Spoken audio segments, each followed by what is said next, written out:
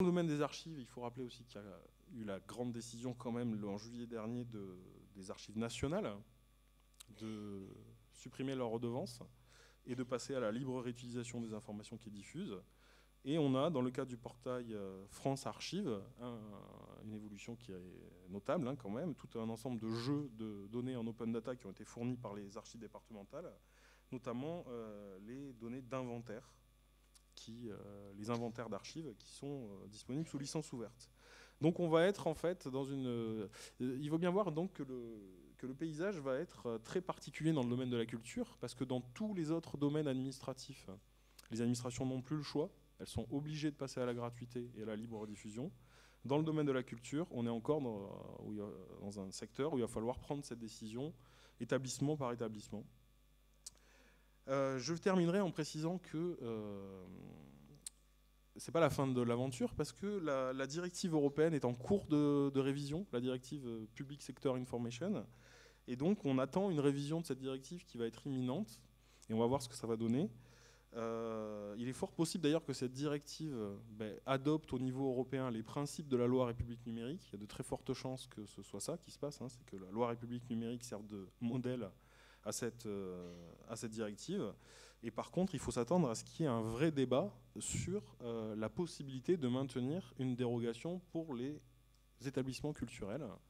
Et si cette possibilité saute dans la directive, il sera plus possible de la maintenir en France, y compris pour les bibliothèques, archives et musées.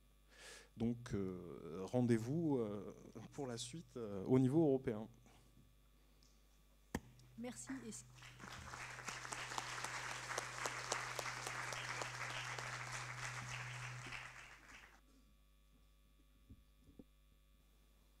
Est-ce qu'il y a des questions? Oui, bonjour, donc Cyril Longin, Archives de Saint-Étienne. Plutôt une remarque par rapport à l'intervention du Lionel. Sur la possibilité d'avoir une redevance dans les services d'archives. Certes, juridiquement, c'est possible. Dans la pratique, pour l'avoir testé, tout est fait quand même pour aller vers la gratuité, parce qu'on peut amortir les projets de numérisation sur 10 ans, mais c'est projet par projet, enfin, corpus numérisé par corpus numérisé. Pour le reste, c'est un amortissement sur 3 ans de mémoire.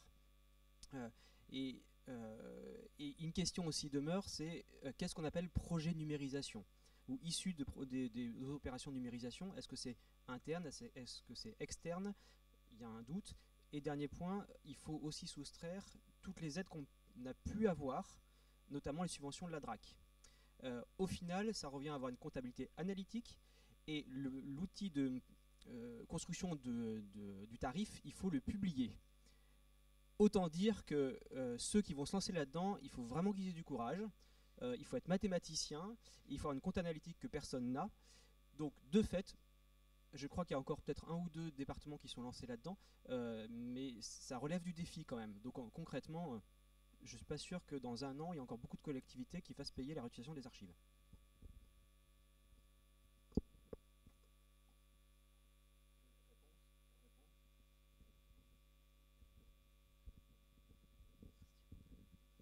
Oui, bonjour, je travaille en archives universitaires. Alors ma question, elle est sur ces 2 anciennes exceptions, puis il n'en reste plus qu'une. Les universités et les établissements à caractère culturel. Là où ça devient compliqué, c'est quand on a un service d'archives dans une université, on n'est pas un établissement à caractère culturel, on est une université. Par contre, si le service d'archives fait de la valorisation patrimoniale, fait de l'archivage patrimonial, et si on rentre dans l'utilisation d'un SAE, par exemple, où on va avoir à la fois des données intermédiaires et des données patrimoniales, comment on gère l'exception culturelle au sein d'un service qui appartient à une université?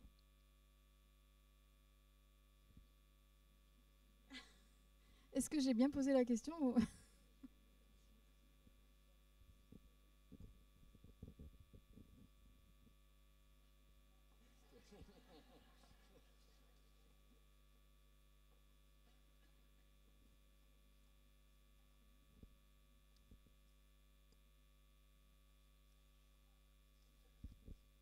Alors, bonjour, Antoine Messonnier, département des archives du ministère de la Justice.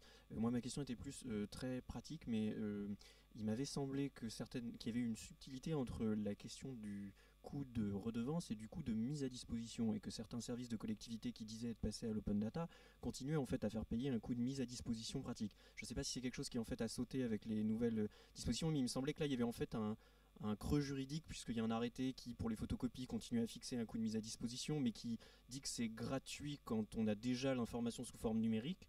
Mais du coup, il me semblait que dans certains cas, quand on numérisait à la demande certaines choses ou qu'on faisait, on facturait un coût de mise à disposition, et qui n'était à l'heure actuelle appuyé sur rien, puisqu'il y avait une espèce de vide. Voilà, je voulais avoir votre retour là-dessus, parce que je ne sais pas si ça a évolué.